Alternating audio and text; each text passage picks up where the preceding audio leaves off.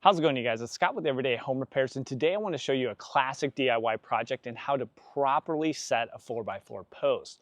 Now, most homeowners are doing it wrong. There's one specific step, if you do not do, will lead to early failure. It can cut the project life in half and lead to rot on your 4x4 post, which means you're just going to have to redo the project a few years down the road. There's also a little bit of debate of how we do the concrete. So I'll show you my method, and also at the end, once it's fully set up, I will actually remove the post, showing you how consistent and solid is the concrete so you can use that information for your own project. So let's jump into it. Now, a quick tip as you select your ground contact pressure treated lumber is avoid where the center of the rings, is on the edge. Once that dries out, it could lead to more twisting and warping compared to ones that are in the center.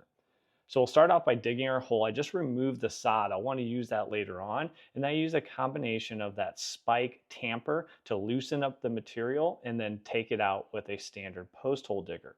Now, as we all know, this is quite a bit of work. And if you want to get an auger, if you have a lot of these, that might save you time. But what I'm shooting for is the diameter of the hole is 3 times the width of my post.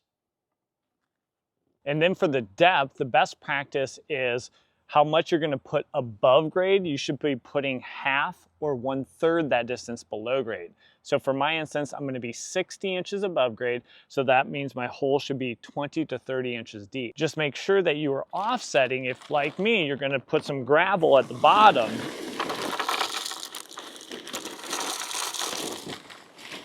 I like to put a couple inches down at the bottom and then just use the post to tamp that down. Then I check my distance. I'm 60 inches above grade. Now from the gravel, I'm at about 26 inches. So I'm right in the heart between that 20 to 30 inch, which is best practice. Just take into account, if you're doing anything structural, you might need to go below your frost line. In my area, that would be 34 inches. So I need to go down quite a bit more if this would be some kind of deck build where we're putting footings in the ground. So now I'll go ahead and use a post level, which just frees up your hands and gives you a bubble level in both directions that we're going to plumb things up. And then I'm using 1x2 stakes, 3 foot long, with screws already in, so I can just attach those quickly to the 4x4 post, sink 2 different stakes that will hold them. And then once I get the stakes in place, then I'll actually start checking my plumb and make sure the bubble is right in the middle before sinking that last screw. Now you'll want to check multiple times to make sure. You don't want to just check once and then go down and secure your screw, because it might pull that in one direction or the other, and then you will not be plumb. So check several times as you're getting everything set, and then that will just make the rest of your project that much easier. And then once I get everything, I do like to step back and just kind of take a look, make sure everything looks good prior to going and setting our concrete in. Now, another option a lot of people are turning to over the last few years are these expandable foam. It's a polyurethane foam like the Great Stuff cans you might have seen. It's 2 parts, so I'm going to break the seal in the middle and then mix that up for about 15 seconds. This is extremely convenient. Just make sure you're wearing gloves, because you do not want to get this stuff on your hands. So once you mix it up, you just cut off the corner, and then within just a few minutes, really only takes about 3 to 5 minutes for it to expand to its final volume. And we'll just demo this in the bucket, because this is not what I'm going to be using, and I'll show you why here in just 1 second. We'll do a quick time lapse and you'll see how that expands out. And I put a tarp down just in case it overflowed, but actually just kept that cylinder shape and expanded out to that final volume. And now why I don't use this, here is the bucket removed, and I got this big old cylinder of expandable foam. It's set up for 2 hours, that's what's called out on the package. But comparing to concrete, there's no comparison. With this one, I can just push in, and there's gonna be some big voids in it.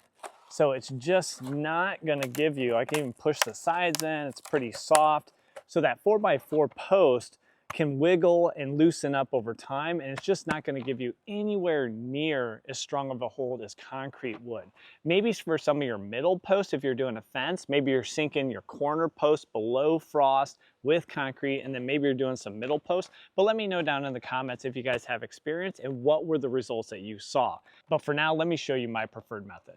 Now for me, I'm going to go with Quickcrete's fast setting Quickcrete to fill the hole and to secure this post. Now the nice thing about fast setting, within about 4 hours, it's ready to go. It has cured enough for heavy loads where you could build out your fence or start building your structure. But this is where the most common failure point comes in. So here's our ground surface right at this part of the post. Most people are going to fill the concrete a couple inches below the grade, below this surface right here, and then backfill with dirt or maybe the sod, which we removed. What that does, it makes a concentration of moisture right here, and then that is going to be your most common failure point, and it's going to really reduce the life of what you're building. So what I specifically want to do is use actually Flex Seal on this post. Now, what I want to use Flex Seal for is the rubberized coating. At this line right here, 4 inches above and 4 inches below, I'm going to coat it with the rubberized coating to help protect and seal this post. So if moisture does form at that ground surface, which it will have another layer of protection extending out the structural life of that 4x4 post. There's also pre-made sleeves you'll see below the video. I'll give you a link where you can heat those up, and it's kind of like heat shrink. It'll shrink around that post and do the same thing, give you a rubberized seal and protective layer for your post against that moisture. So I'm going to use that post level reference 4 inches above grade to give me a little line here which will guide my blue painter's tape. I'm just laying the blue painter's tape down so I'll have a nice clean edge between the Flex Seal and the bare pressure treated post. Once that's in place, then I'll just go ahead and spray on my coating, making sure I'm going below grade 3 to 4 inches as well as going up to that line. Then after 24 hours letting the Flex Seal dry, I remove the tape and set 2 bags of the Quickcrete fast setting cement in the hole. If you're less than 30 inches deep, you can pour the water right on top, and it calls out for 1 gallon per bag. And I always question this, does it actually pull all the way down through? So for you guys, I'm going to let it set up for 4 hours and then remove it to see what the actual results all the way down in the hole are. But for you guys, you'll backfill and also put back your sod, and we're not worried about that moisture because now we have the complete water seal from the Flex Seal at the top. So I'll just cut that sod right around the post, put everything back, and now our post is completely set in concrete, secure, and has the water barrier. But I want to answer that question. Quickcrete says we can just place the water 1 gallon per bag right on top, and does that pull all the way down through? So what I'm going to do is remove a little more sod and start taking off some of the soil that we just put in, and also opening up a little bit more of the soil around the concrete that's been setting up for over 4 hours now, because I actually want to remove everything together with this jack.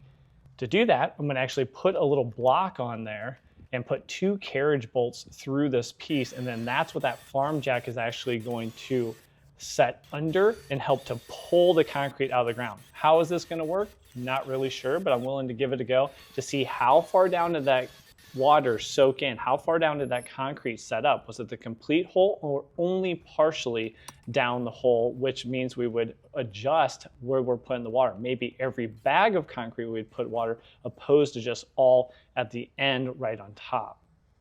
So now we'll use our 48-inch farm jack here. I got a couple 2x4s on their long end so they can take a little bit more force going down, but hopefully we'll be able to work this up. Again, I'm not sure how much concrete will still hold on to the post. I'm not sure if the post will pop right out, but hopefully this will give us a little bit more of an indication of how far down did the concrete actually set up and how far down did the water go.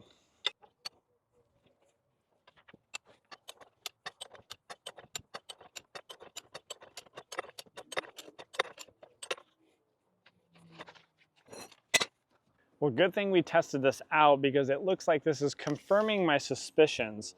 Looks like the water only pulled down about 11 inches of that overall 26 inches, and the concrete mix is bone dry below that. So for best results, you're probably going to need to pre-mix in a wheelbarrow and then go ahead and add your concrete mix to the hole, making sure that you actually get a solid tube of concrete all the way down to the depth of your hole. We always love to get your guys' feedback. Remember, the links will be below the video and description for anything we used here for reference on your own projects. And if you want to check out another classic DIY maintenance item, check out this video right here, and that is how to seal and keep water out that crack between your garage and your driveway. There are a lot of products on the market, but they are not going to last for years and years. That video will actually show you the professional grade way to do it. So thanks for joining me on this video, and we'll catch you on that next one. Take care.